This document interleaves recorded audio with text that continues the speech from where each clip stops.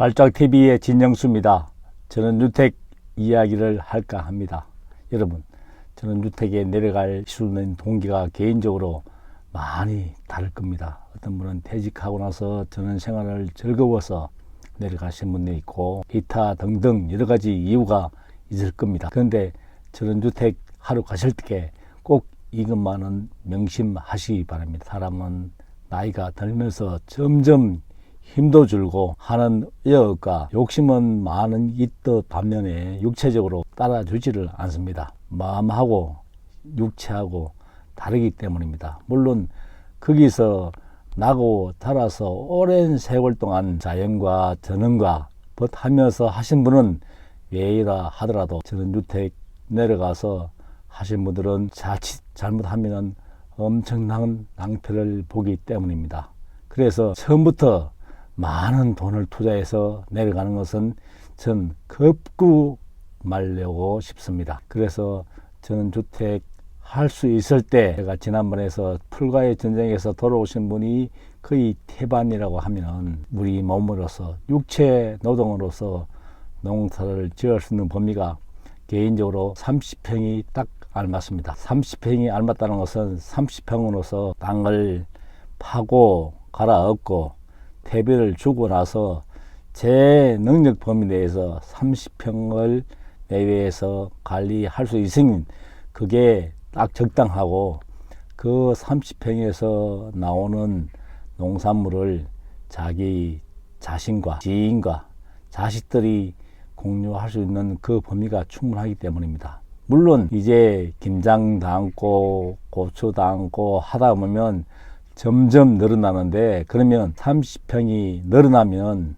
자기가 안 됩니다. 장비를 불러서 약치고 하다 보면 노동력을 보다는 기계 인건비가 만만치 않습니다. 물론 그것도 즐기면 또한 또 가능합니다.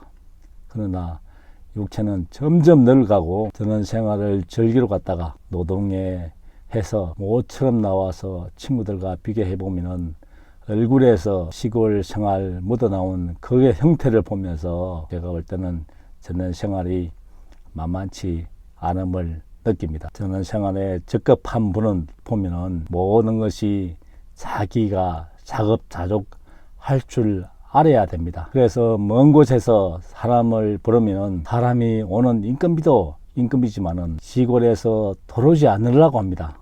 도시 생활에서 젖어있는 사람이 금방 부르면 올 것 같은데 오지 않고 하다 보면 전기도 설비도 농기계 작동이나 기타 장비도 모든 걸 만능 가이버가 맥가이버가 돼야지 전원생활도 가능합니다. 전원생활도 지금 4월달 5월달이 저 해고 행복하고 또 가을에 낙엽쯤이 행복합니다. 한여름과 한겨울은 그야말로 죽음 그 자체입니다. 춥고 야생동물 내려오지, 야생벌레 많이 나오지, 전원생활을 즐기러 갔다가 기겁하고 돌아오는 경우가 허다합니다. 또 내 마음 같지 않습니다. 시골에서 물론 지인이 있고 연고가 있다 그러면 별 문제 하더라도 전혀 자연생활이 좋다고 해가지고 가가지고 하면 지역特세가 만만치 않음을 몸소 많이 느낄 겁니다. 마을 해관에서 하는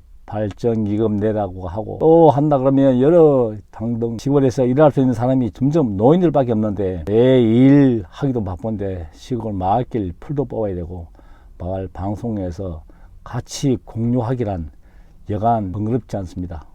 그리고 애써 가꾸어둔 농작물을 요즘 생태계가 파괴되면서 서식지 잃은 야생동물들이 내려와서 밭을 해집히고 갑니다. 그런 경우를 한 서너 번 겪고 나면 전원생활을 한미를 느낍니다. 그래서 각종 울타리를 치고 생활비보다 그런 잡비가 더 많이 들어가면서 제가 생각할 때는 전원생활을 꼭 즐기러 간다 그러면 말리지는 않겠지만은 그것도 감안하시고 전원생활을 했을 때 진정으로 찾아온다고 행복이 찾아온다고 생각을 합니다. 전원주택 가기 전에 모든 것을 꼼꼼히 시장 조사와 과연 내가 거기서 정을 붙이고 살 수 있을 것인가 다시 한번 고민하고 결정을 내리시기 바랍니다. 물론 100세 인생이라고 하지만은 75세 마지막 80세까지는 무조건 도시로 나와야 되고 배우자 두 분 중에 한 명이 이곳에는 또 나와야 됩니다. 그래서 많은 돈을 투자해서 전원 생활을 즐기기는 무리라고 생각하고 다시 한 번 더 자기 분수와 건강과 기타 등등을 살피셔서 전원 생활을 하기를 부탁드립니다. 발자국TV의 진영수입니다.